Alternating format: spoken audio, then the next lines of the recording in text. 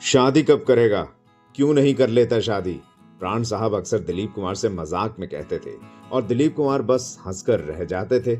ये बात तब की है जब दिलीप कुमार और सायरा बानो की शादी नहीं हुई थी और दिलीप कुमार और सायरा बानो की शादी का दिन आया तो प्राण साहब तब एक फिल्म की शूटिंग के सिलसिले में कश्मीर गए हुए थे और उन्हें उस दिन बॉम्बे वापस लौटना था। बॉम्बे, जी हाँ, जिसे हम आज मुंबई कहते हैं, पहले इसका नाम बॉम्बे था।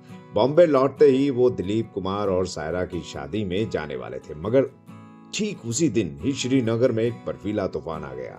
वो तूफान इतना बड़ा था कि श्रीनगर का एयर ट्रैफिक भी उस तूफान से बुरी तरह प्रभावित हुआ।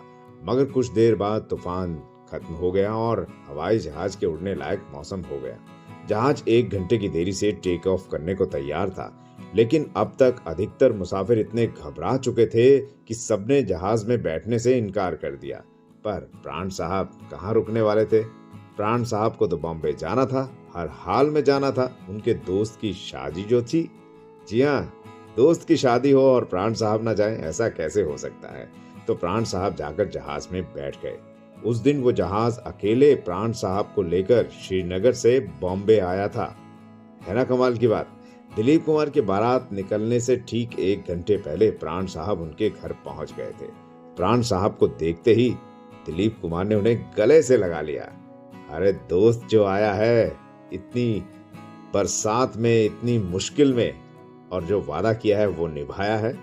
और वो बार बार प्राण साहब को गले लगाते रहे क्योंकि उन्हें लग रहा था कि प्राण मुश्किल ही आ पाएंगे उनकी शादी में शरीक होने।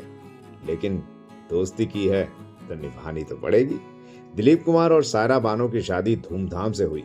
तमाम बारातियों के साथ प्राण साहब ने भी उस शादी में खूब डांस किया। इस तरह प्राण साहब के लिए दिलीप कुमार की शादी का दिन हमेशा के लिए यादगार बन गया। ये किस्सा सायरा बानो जी ने एक दफा अपने इंस्टाग्राम हैंडल के जरिए शेयर किया था, तो आप तक पहुंचा दिया। आपको ये किस्सा कैसा लगा कमेंट बॉक्स में जरूर बताइएगा। अगर वीडियो पसंद आया है तो इस वीडियो को लाइक, शेयर, कमेंट करना मत भूलिएगा और इसी तरह के और किस्से जानने के लिए हमारे चैनल को सब्सक्राइब जरूर कर लीजिएगा। एक और मजेदार किस्सा लेकर जल्द हाजिर होऊंगा।